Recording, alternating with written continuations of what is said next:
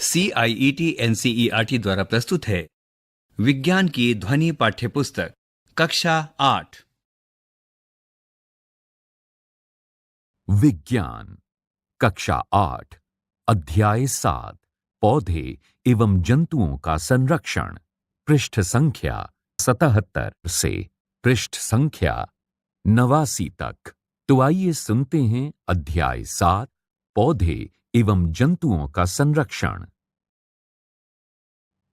हमने देखा था कि कक्षा 7 में बूझो एवं पहेली ने प्रोफेसर अहमद एवं टीबू के साथ वन भ्रमण किया था।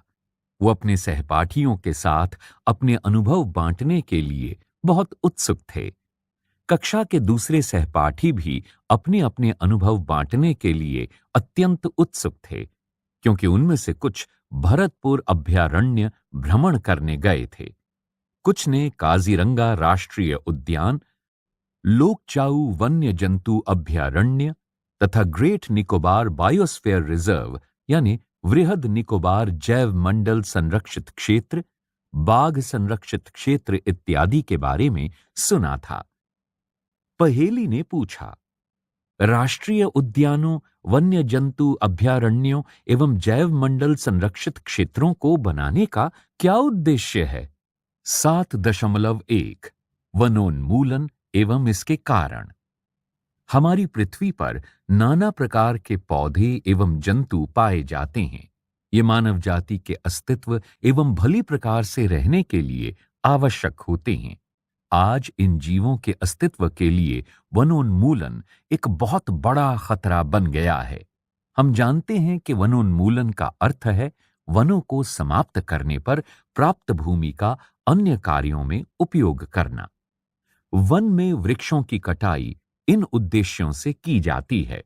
कृषि के लिए भूमि प्राप्त करना, घरों एवं कारखानों का निर्माण, फर्नीचर बनाने अथवा लकड़ी का ईंधन के रूप में उपयोग। दावानल एवं भीषण सूखा भी वनोन्मूलन के कुछ प्राकृतिक कारक हैं। क्रियाकलाप 7.1 अपनी सूची में वनोन्मूलन के अन्य कारणों को लिखिए तथा इन्हें प्राकृतिक एवं मानव निर्मित में वर्गीकृत कीजिए। 7.2 वनोन्मूलन के परिणाम।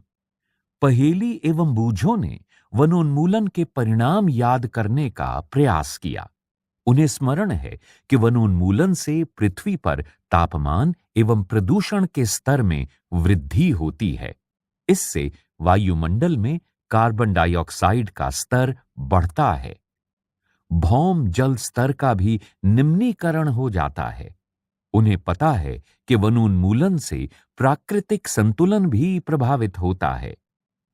प्रोफेसर अहमद ने उन्हें बताया था कि यदि वृक्षों की इसी प्रकार अनवरत कटाई चलती रही तो वर्षा एवं भूमि की उर्वरता में कमी आ जाएगी। इसके अतिरिक्त बाढ़ तथा सूखे जैसी प्राकृतिक आपदाओं की संभावनाएं बढ़ जाती हैं।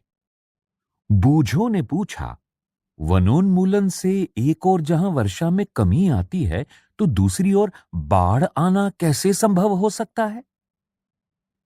याद कीजिए कि प्रकाश संश्लेषण की क्रिया में पौधों को भोजन बनाने के लिए कार्बन डाइऑक्साइड की आवश्यकता होती है। कम वृक्षों का अर्थ है कार्बन डाइऑक्साइड के उपयोग में कमी आना, जिससे वायुमंडल में इसकी मात्रा बढ़ जाती है। क्योंकि कार्बन डाइऑक्साइड पृथ्वी द्वारा उत्सर्जित ऊष्मीय विकिरणों का प्रग्रहण कर लेती है। पृष्ठ 78 अतः इसकी मात्रा में वृद्धि के परिणाम स्वरूप विश्व उष्णन होता है। पृथ्वी के ताप में वृद्धि के जलचक्र का संतुलन बिगड़ता है और वर्षा दर में कमी आती है, जिसके कारण सूखा पड़ता है। मृदा के गुणों में परिवर्तन आने का मुख्य कारण वनोन्मूलन है। किसी क्षेत्र की मृदा के भौतिक गुणों पर वृक्षारोपण और वनस्पति का प्रभाव पड़ता है। कक्षा 7 का स्मरण कीजिए कि वृक्ष किस प्रकार मृदा अपरदन को रोकते हैं। भूमि पर वृक्षों की कमी होने से मृदा अपरदन अधिक होता है। मृदा की ऊपरी परत हटाने से नीचे की कठोर चट्टानें दिखाई देने लगती हैं। इससे मृदा में ह्यूमस की कमी होती है तथा इसकी उर्वरता भी अपेक्षाकृत कम होती है। धीरे धीरे उर्वर भूमि मरुस्थल में परिवर्तित हो जाती है। इसे मरुस्थलीकरण कहते हैं। वनोन्मूलन से मृदा की जल धारण क्षमता तथा भूमि की ऊपरी सतह से जल के नीचे की ओर अंतःस्रवण पर भी विपरीत प्रभाव पड़ता है, जिसके परिणाम स्वरूप बाढ़ आती है। मृदा के अन्य गुण जैसे पोषक तत्व, गठन इत्यादि भी वनोन्मूलन के कारण प्रभावित होते हैं। हमने कक्षा 7 में पढ़ा था कि वनों से हमें अनेक उत्पाद प्राप्त होते हैं। इन उत्पादों की सूची बनाइए। यदि हम वृक्षों की निरंतर कटाई करते रहें तो क्या हमें इन उत्पादों की कमी का सामना करना पड़ेगा? क्रियाकलाप 7.2 वनोन्मूलन से वन्य प्राणी जीवन भी प्रभावित होता है। कैसे? इन कारणों की सूची बनाकर अपनी कक्षा में इसकी चर्चा कीजिए। 7.3 वन एवं वन्य प्राणियों का संरक्षण। वनोन्मूलन के प्रभाव जानने के पश्चात पहेली एवं बूझो चिंतित थे। वे प्रोफेसर अहमद के पास गए तथा उन्होंने पूछा कि वन एवं वन्य प्राणियों को किस प्रकार बचाया जा सकता है। प्रोफेसर अहमद ने पहेली, बूझो एवं उनके सहपाठियों के लिए जैव मंडल संरक्षित क्षेत्र के भ्रमण का आयोजन किया। इसके लिए उन्होंने पचमढ़ी जैवमंडलीय संरक्षित नामक क्षेत्र को चुना। वे जानते हैं कि इस क्षेत्र के पौधे एवं जंतु ऊपरी हिमालय की श्रृंखलाओं एवं निचले पश्चिमी घाट के समान हैं। प्रोफेसर अहमद का विश्वास है कि इस क्षेत्र की जैव विविधता अनूठी है। उन्होंने वन कर्मचारी श्री माधव जी से जैवमंडलीय संरक्षित क्षेत्र में बच्चों का मार्ग निर्देशन करने का अनुरोध किया। उन्होंने बताया कि जैविक महत्व के क्षेत्रों का संरक्षण हमारी राष्ट्रीय परंपरा का एक भाग है।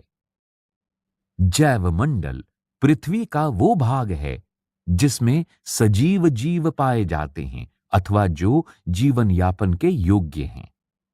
जैव विविधता का अर्थ है पृथ्वी पर पाए जाने वाले विभिन्न जीवों की प्रजातियां, उनके पारस्परिक संबंध एवं पर्यावरण से उनका संबंध। माधव जी ने बच्चों को समझाया कि हमारे व्यक्तिगत प्रयासों एवं समाज के प्रयासों के अतिरिक्त सरकारी एजेंसियां भी वनों एवं वन्य जंतुओं की सुरक्षा हेतु कार्यरत हैं। सरकार उनकी सुरक्षा और संरक्षण हेतु नियम, विधियां और नीतियां बनाती है। वन्य जंतु अभयारण्य, राष्ट्रीय उद्यान, जैवमंडल संरक्षित क्षेत्र इत्यादि पौधों और जंतुओं के लिए संरक्षित एवं सुरक्षित क्षेत्र हैं। वनस्पति जात और प्राणी जात और उनके आवासों के संरक्षण हेतु संरक्षित क्षेत्र चिन्हित किए गए, जिन्हें वन्य जीव अभयारण्य, राष्ट्रीय उद्यान और जैवमंडल आरक्षित क्षेत्र कहते हैं। वृक्षारोपण, कृषि, चारागाह, वृक्षों की कटाई, शिकार, खाल प्राप्त करने हेतु शिकार यानी पोचिंग इन क्षेत्रों में निषिद्ध हैं। वन्य जीव अभयारण्य वो क्षेत्र जहां जंतु एवं उनके आवास किसी भी प्रकार के विक्षोभ से सुरक्षित रहते हैं। राष्ट्रीय उद्यान वन्य जंतुओं के लिए आरक्षित क्षेत्र जहां वो स्वतंत्र अर्थात निर्बाध रूप से आवास एवं प्राकृतिक संसाधनों का उपयोग कर सकते हैं। जैव मंडल आरक्षित क्षेत्र वन्य जीवन, पौधों और जंतु संसाधनों और उस क्षेत्र के आदिवासियों के पारंपरिक ढंग से जीवन यापन हेतु विशाल संरक्षित क्षेत्र। पृष्ठ 79। क्रियाकलाप 7.3 अपने जिले, प्रदेश एवं देश के राष्ट्रीय उद्यानों, वन्य जंतु अभयारण्यों एवं जैव मंडल आरक्षित क्षेत्रों की संख्या ज्ञात कीजिए। सारणी 7.1 को भरिए। इन क्षेत्रों को अपने प्रदेश एवं भारत के रेखाचित्र में भी दर्शाइए। 7.4 जैव मंडल आरक्षण। प्रोफेसर अहमद एवं माधव जी के साथ बच्चों ने जैव मंडल आरक्षित क्षेत्र में प्रवेश किया। माधव जी ने समझाया कि जैव विविधता के संरक्षण के उद्देश्य से जैव मंडल आरक्षित क्षेत्र बनाए गए हैं।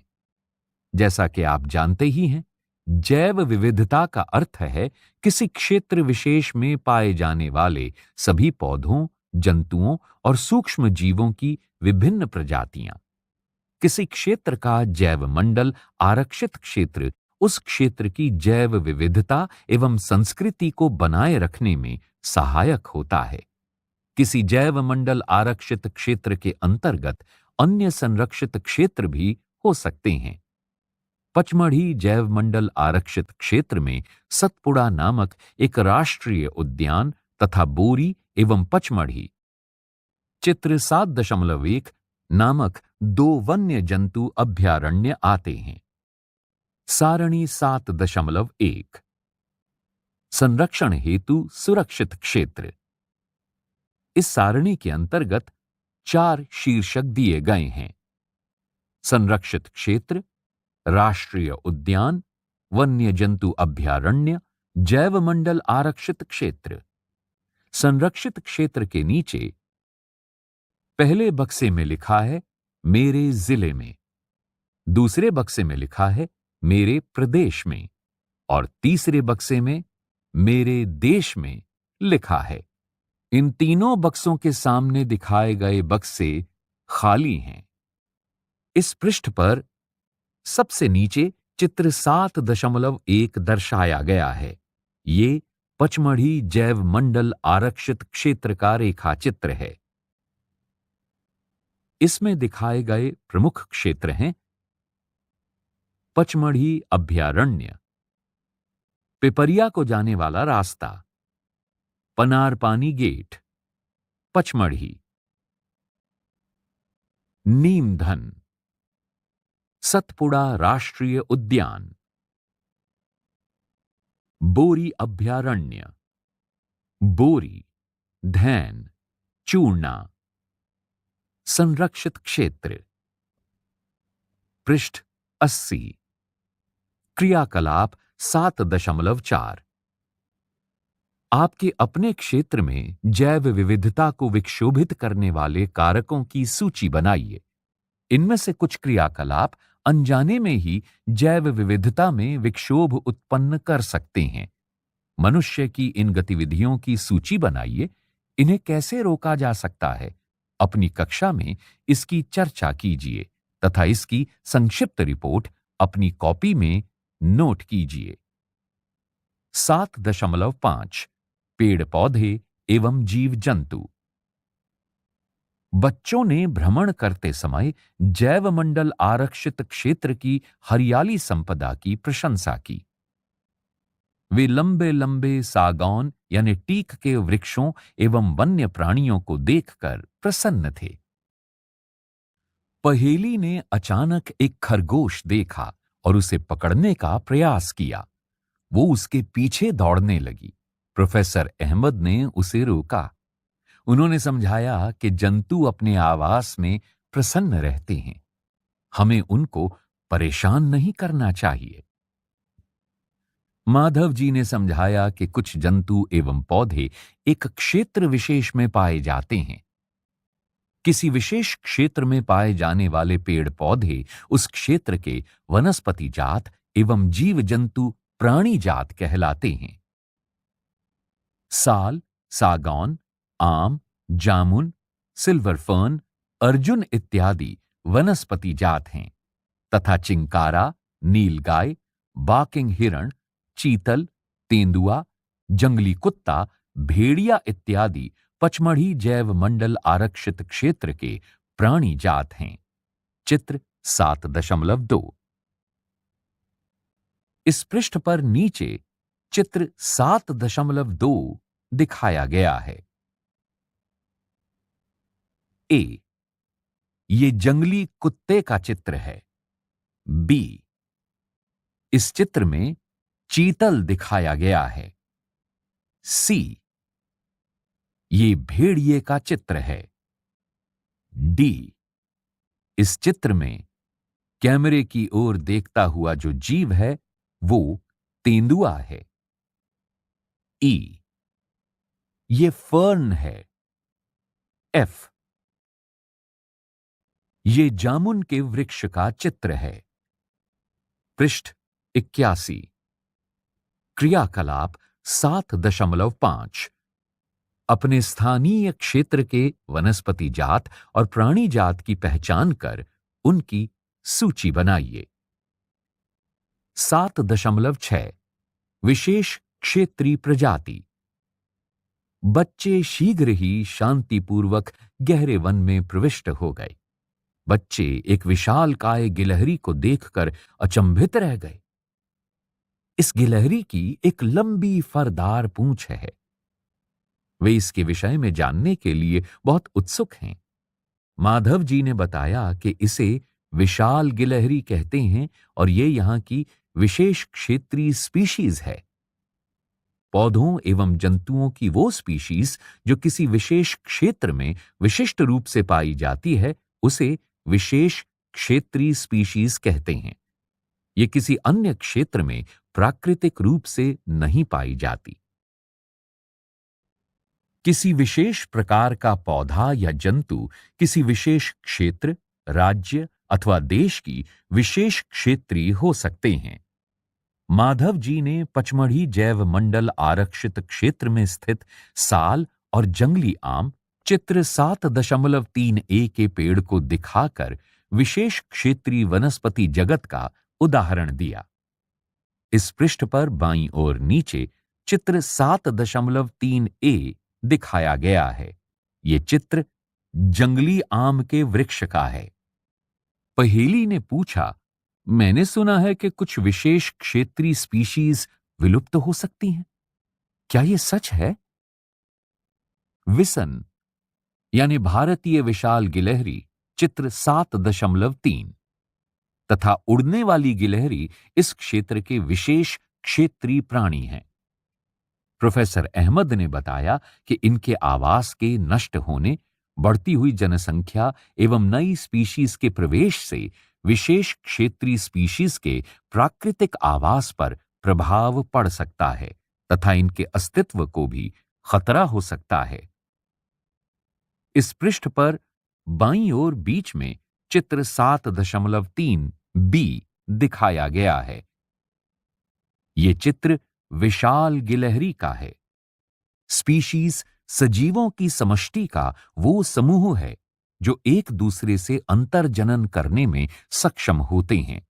इसका अर्थ है कि एक जाति के सदस्य केवल अपनी जाति के सदस्यों के साथ अन्य जाति के सदस्यों को छोड़कर जननक्षम संतान उत्पन्न कर सकते हैं। एक जाति के सदस्यों में सामान्य लक्षण पाए जाते हैं। क्रियाकलाप 7.6 जिस क्षेत्र में आप रहते हैं वहां के विशेष क्षेत्रीय पौधों और जंतुओं का पता लगाइए। पृष्ठ 82। 7.7 वन्य प्राणी अभयारण्य। शीघ्र ही पहेली ने एक बोर्ड देखा जिस पर लिखा हुआ था पचमढ़ी वन्य प्राणी अभयारण्य। प्रोफेसर अहमद ने बताया कि आरक्षित वनों की तरह ही कुछ ऐसे क्षेत्र हैं जहां वन्य प्राणी, जंतु सुरक्षित एवं संरक्षित रहते हैं। इन्हें वन्य प्राणी अभयारण्य कहते हैं। माधव जी पुनः बताते हैं कि अभयारण्य वो स्थान है जहां प्राणियों अथवा जंतुओं को मारना या शिकार करना अथवा पकड़ना पूर्णतः निषिद्ध एवं दंडनीय अपराध है। कुछ महत्वपूर्ण संकटापन्न वन्य जंतु जैसे कि काले हिरण, श्वेत आंखों वाले हिरण, हाथी, सुनहरी बिल्ली, गुलाबी सिर वाली बत्तख, घड़ियाल, कच्छ मगरमच्छ, अजगर, गेंडा इत्यादि हमारे वन्य प्राणी अभयारण्यों में सुरक्षित एवं संरक्षित हैं। भारतीय अभयारण्यों में अनूठे दृश्य भूमि, बड़े समतल वन, पहाड़ी वन तथा बड़ी नदियों के डेल्टा की झाड़ी भूमि अथवा बुशलैंड हैं। ये अफसोस की बात है कि संरक्षित वन भी जीवों के लिए सुरक्षित नहीं रहे, क्योंकि इनके आसपास के क्षेत्रों में रहने वाले लोग उनका अर्थात वनों का अतिक्रमण करके उन्हें नष्ट कर देते हैं। बच्चों को प्राणी उद्यान यानी चिड़ियाघर भ्रमण की यादें ताजा करने को कहा जाता है। उन्हें स्मरण है कि प्राणी उद्यान भी वो क्षेत्र हैं जहां हम प्राणियों, जंतुओं का संरक्षण करते हैं। बूझों ने पूछा, चिड़ियाघर और वन्य प्राणी अभयारण्य में क्या अंतर है? क्रियाकलाप 7.7 निकट के चिड़ियाघर यानी प्राणी उद्यान का भ्रमण कीजिए। वहां के प्राणियों को किन परिस्थितियों यानी वातावरण में रखा गया है, इसका प्रेक्षण कीजिए। क्या वे जंतुओं के जीवन के लिए उपयुक्त हैं? क्या जंतु प्राकृतिक आवास की अपेक्षा कृत्रिम आवास में रह सकते हैं? आपके विचार में जंतु चिड़ियाघर में अधिक आराम से हैं अथवा प्राकृतिक आवास में?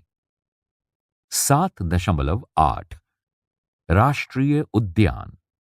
सड़क के किनारे एक और बोर्ड लगा था जिस पर लिखा था सतपुड़ा राष्ट्रीय उद्यान। बच्चे अब वहां जाने के लिए उत्सुक थे। माधव जी ने उन्हें बताया कि यह विशाल आरक्षित क्षेत्र है तथा पर्यावरण के संपूर्ण संघटकों का संरक्षण करने में पर्याप्त है। इन्हें राष्ट्रीय उद्यान कहते हैं। ये वनस्पति जात, प्राणी जात, दृश्य भूमि तथा ऐतिहासिक वस्तुओं का संरक्षण करते हैं। सतपुड़ा राष्ट्रीय उद्यान भारत का प्रथम आरक्षित वन है।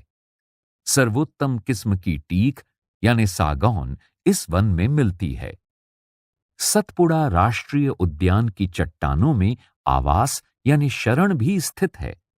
ये इन वनों में मनुष्य की गतिविधियों के प्रागैतिहासिक प्रमाण हैं, जिससे हमें आदि मानव के जीवन यापन के बारे में पता चलता है।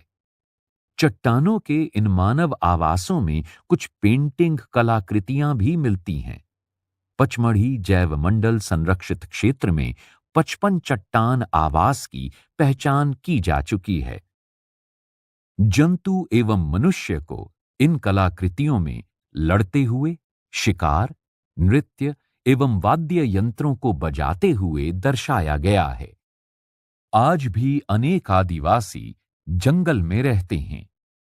जैसे बच्चे आगे बढ़े, उन्हें एक बोर्ड दिखाई दिया जिस पर लिखा था सतपुड़ा बाघ आरक्षित क्षेत्र। माधव जी बताते हैं कि हमारी सरकार ने बाघों के संरक्षण हेतु प्रोजेक्ट टाइगर अथवा बाघ परियोजना लागू की।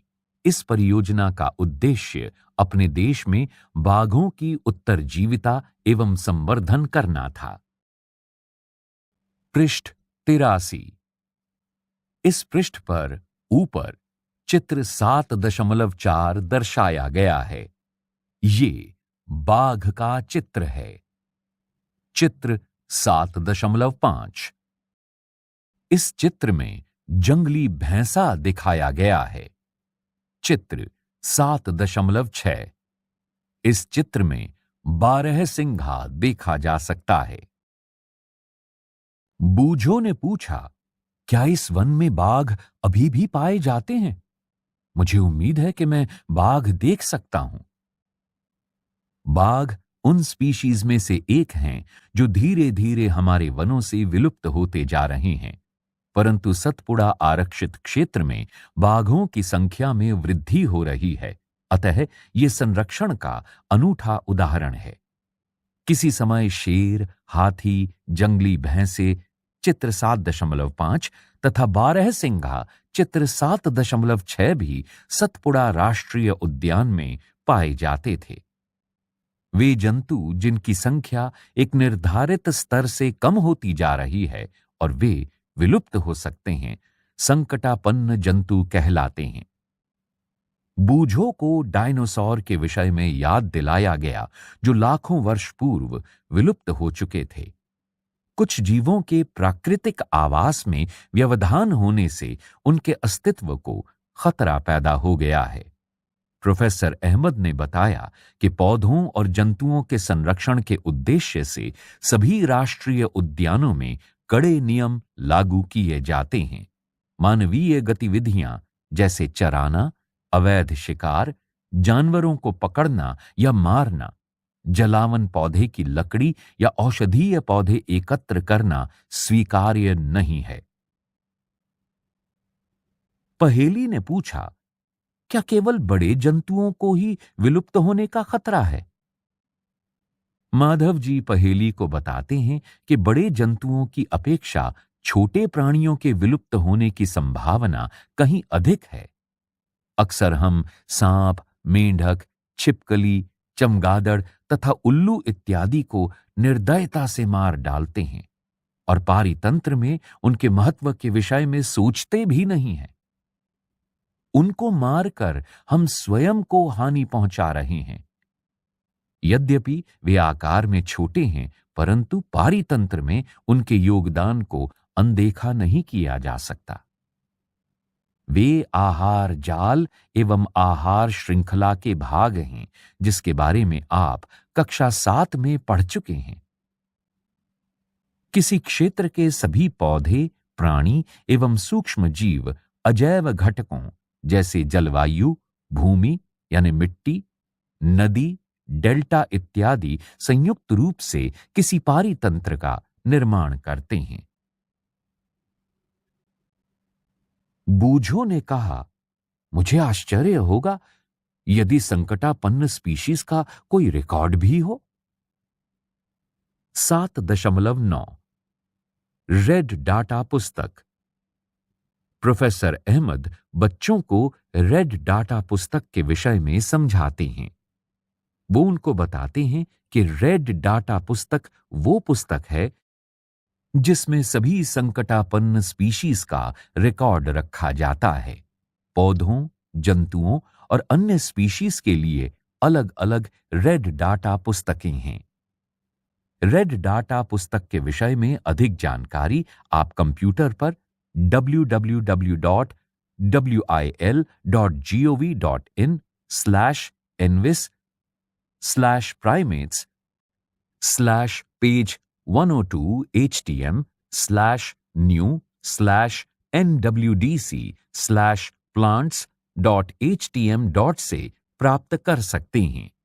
7.1 प्रवास। माधव जी के निर्देशन में भ्रमण पार्टी गहरे वन में प्रवेश करती है।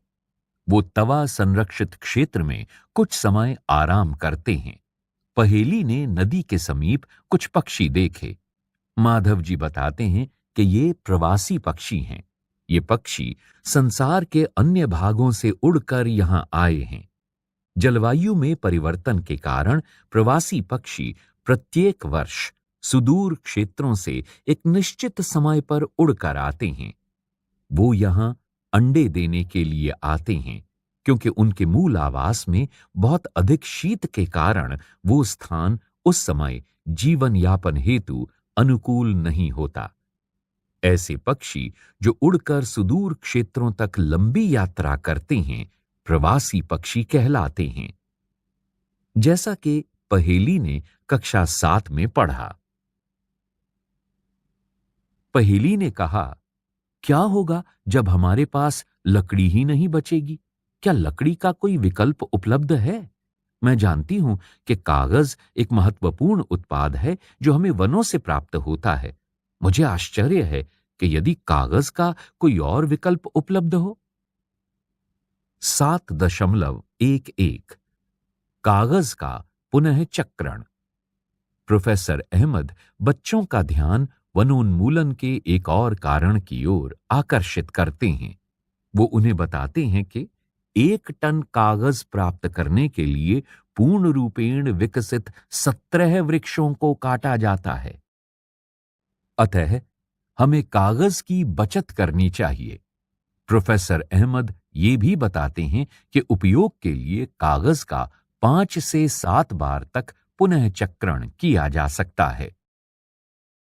यदि कोई छात्र दिन में मात्र 1 कागज की बचत करता है, तो हम 1 वर्ष में अनेक वृक्ष बचा सकते हैं। हमें कागज की बचत करनी चाहिए और इसका पुनः उपयोग एवं पुनः चक्रण करना चाहिए। इसके द्वारा हम न केवल वृक्षों को बचाएंगे, वरन कागज उत्पादन के उपयोग में आने वाले जल एवं ऊर्जा की बचत भी कर सकते हैं। इसी के साथ साथ कागज उत्पादन के उपयोग में आने वाले हानिकारक रसायनों में भी कमी आएगी। बूझो ने पूछा, क्या वनोन्मूलन का कोई स्थायी हल है? 7.12 पुनर्वन रोपण। प्रोफेसर अहमद का सुझाव है कि वनोन्मूलन का उत्तर पुनर्वन रोपण है। पुनर्वन रोपण में काटे गए वृक्षों की कमी पूरी करने के उद्देश्य से नए वृक्षों का रोपण करना है। रोपण वाले वृक्ष सामान्यतः उसी स्पीशीज के होते हैं जो उस वन में पाए जाते हैं। हमें कम से कम उतने वृक्ष तो लगाने ही चाहिए जितने हम काटते हैं। प्राकृतिक रूप से भी वन का पुनर्वन रोपण हो सकता है। यदि वनोन्मूलित क्षेत्र को अबाधित छोड़ दिया जाए तो ये स्वतः पुनर्स्थापित हो जाता है। प्राकृतिक पुनर्वन रोपण में मानव गतिविधियों का कोई स्थान नहीं है। हम अपने वनों को अब तक बहुत अधिक नष्ट कर चुके हैं। यदि हमें अगली पीढ़ी के लिए हरी संपदा बनाए रखनी है तो अधिक वृक्षारोपण ही एकमात्र विकल्प है। पृष्ठ 85। प्रोफेसर अहमद ने उन्हें बताया कि भारत वन संरक्षण अधिनियम है। इस अधिनियम का उद्देश्य प्राकृतिक वनों का परिरक्षण और संरक्षण करना है, साथ ही साथ ऐसे उपाय भी करना जिससे वन में और उसके समीप रहने वाले लोगों की आधारभूत आवश्यकताओं की पूर्ति हो सके। कुछ समय विश्राम करने के पश्चात माधव जी ने बच्चों को वापस चलने को कहा, क्योंकि सूर्यास्त के पश्चात वन में रुकना ठीक नहीं है। वापस आने के बाद प्रोफेसर अहमद एवं बच्चों ने इस उल्लासपूर्ण अनुभव के लिए माधव जी का आभार व्यक्त किया। पृष्ठ 86। प्रमुख शब्द: जैव विविधता, जैव मंडल आरक्षण, संरक्षण, वनोन्मूलन, मरुस्थलीकरण, पारितंत्र, संकटापन्न स्पीशीज, विशेष क्षेत्रीय स्पीशीज, विलुप्त, प्राणी जात, वनस्पति जात, प्रवासी पक्षी, राष्ट्रीय उद्यान, रेड डाटा पुस्तक, पुनर्वन रोपण, अभयारण्य। आपने क्या सीखा? वन्य प्राणी अभयारण्य, राष्ट्रीय उद्यान एवं जैव मंडल आरक्षित क्षेत्र ऐसे नाम हैं जो वन एवं वन्य प्राणियों का संरक्षण एवं परिरक्षण हेतु बने हैं। जैव विविधता का अर्थ है किसी विशिष्ट क्षेत्र में पाए जाने वाले सजीवों की विभिन्न किस्में। किसी क्षेत्र के सभी पौधे एवं जंतु उस क्षेत्र के वनस्पति जात और प्राणी जात से जाने जाते हैं। विशेष क्षेत्रीय स्पीशीज किसी क्षेत्र विशेष में ही पाई जाती हैं। संकटापन्न स्पीशीज वो स्पीशीज हैं जो विलुप्त होने के कगार पर हैं। रेड डाटा पुस्तक में संकटापन्न स्पीशीज का रिकॉर्ड रहता है। प्रवास वो परिघटना है जिसमें किसी स्पीशीज का अपने आवास से किसी अन्य आवास में हर वर्ष की विशेष अवधि में विशेषकर प्रजनन हेतु चलन होता है। हमें वृक्ष, ऊर्जा और पानी की बचत करने के लिए कागज की बचत, उसका पुनः उपयोग और पुनः चक्रण करना चाहिए। पुनर्वन रोपण नष्ट किए गए वनों को पुनर्स्थापित करने के लिए रोपण करना है। अभ्यास 1. रिक्त स्थानों की उचित शब्दों द्वारा पूर्ति कीजिए। क, वो क्षेत्र जिसमें जंतु अपने प्राकृतिक आवास में संरक्षित होते हैं, रिक्त स्थान कहलाता है। ख, किसी क्षेत्र विशेष में पाई जाने वाली स्पीशीज रिक्त स्थान कहलाती हैं। ग, प्रवासी पक्षी सुदूर क्षेत्रों से रिक्त स्थान परिवर्तन के कारण पलायन करते हैं। 2, इनमें अंतर स्पष्ट कीजिए। क, वन्य प्राणी उद्यान एवं जैवमंडलीय आरक्षित क्षेत्र। ख, चिड़ियाघर एवं अभयारण्य। ग, संकटापन्न एवं विलुप्त स्पीशीज। घ, वनस्पति जात एवं प्राणी जात। पृष्ठ 87। 3, वनोन्मूलन का इन पर क्या प्रभाव पड़ता है, चर्चा कीजिए। क, वन्य प्राणी। ख, पर्यावरण। ग, गांव ग्रामीण क्षेत्र। घ, शहर शहरी क्षेत्र। ड, पृथ्वी। च, अगली पीढ़ी। 4, क्या होगा यदि क, हम वृक्षों की कटाई करते रहे। ख, किसी जंतु का आवास बाधित हो। ग, मिट्टी की ऊपरी परत अनावरित हो जाए। 5, संक्षेप में उत्तर दीजिए। क, हमें जैव विविधता का संरक्षण क्यों करना चाहिए। ख, संरक्षित वन भी वन्य जंतुओं के लिए पूर्ण रूप से सुरक्षित नहीं है, क्यों। ग, कुछ आदिवासी वन यानी जंगल पर निर्भर करते हैं, कैसे। घ, वनोन्मूलन के कारक और उनके प्रभाव क्या हैं। ड, रेड डाटा पुस्तक क्या है।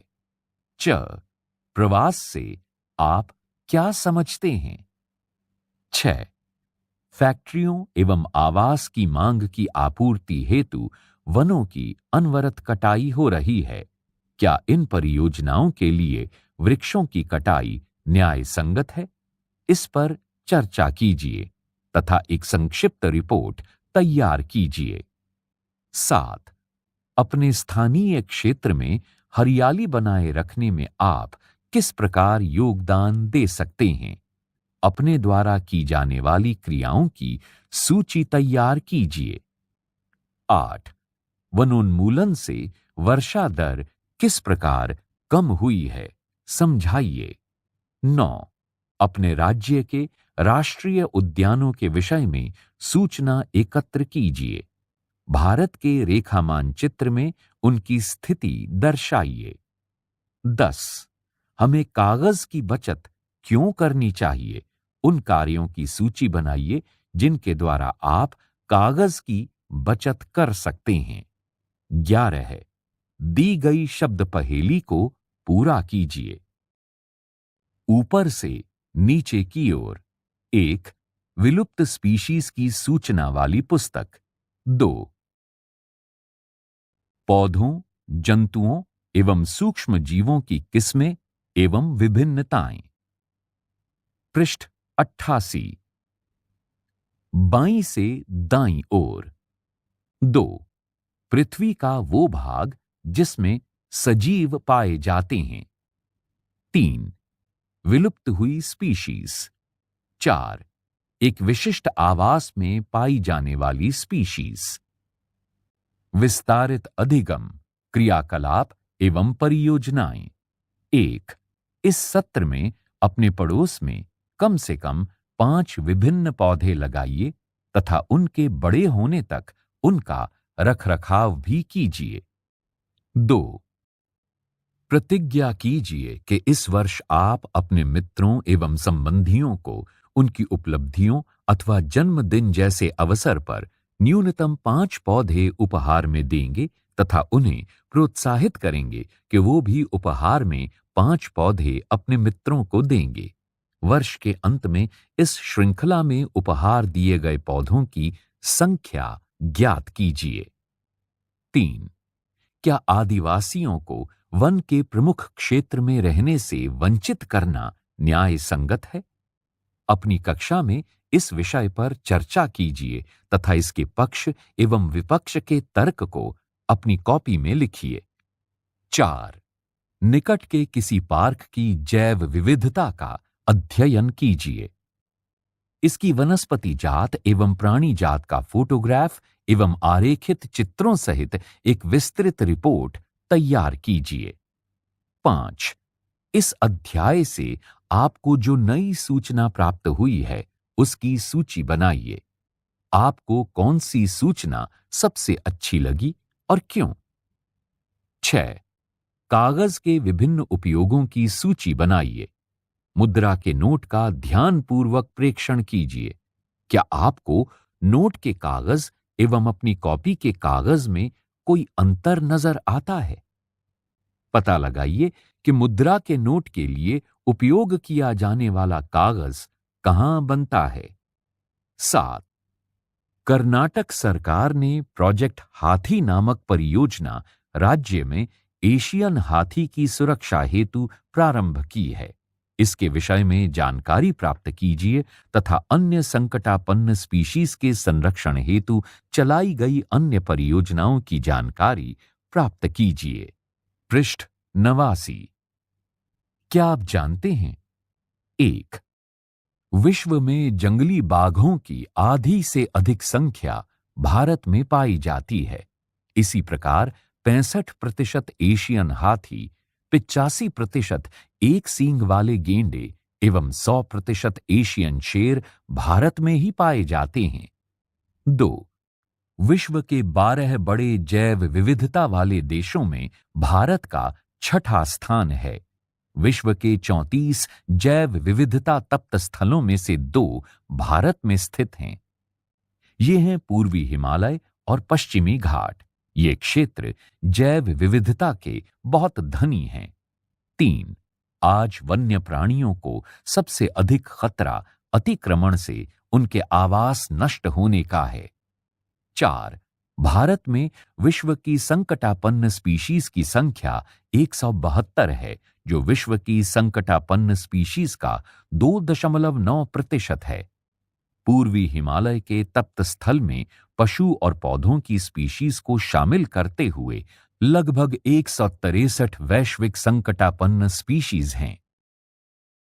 भारत में एशिया की कुछ दुर्लभ प्रजातियां जैसे कि बंगाल लोमड़ी, संगमरमरी बिल्ली, एशियाटिक शेर, भारतीय हाथी, एशियन जंगली गधा, भारतीय गेंडा, गौर, जंगली एशियाटिक जल भैंसा इत्यादि पाई जाती हैं। अधिक जानकारी के लिए आप इनसे संपर्क कर सकते हैं। पर्यावरण एवं वन मंत्रालय, भारत सरकार, पर्यावरण, वन एवं वन्य प्राणी विभाग, पर्यावरण भवन, CGO complex, block B, Lodhi road, नई दिल्ली 110003। Website http://env4.nic.in। इसी के साथ 18 अध्यायों की इस पुस्तक का अध्याय 7 यहां समाप्त हुआ।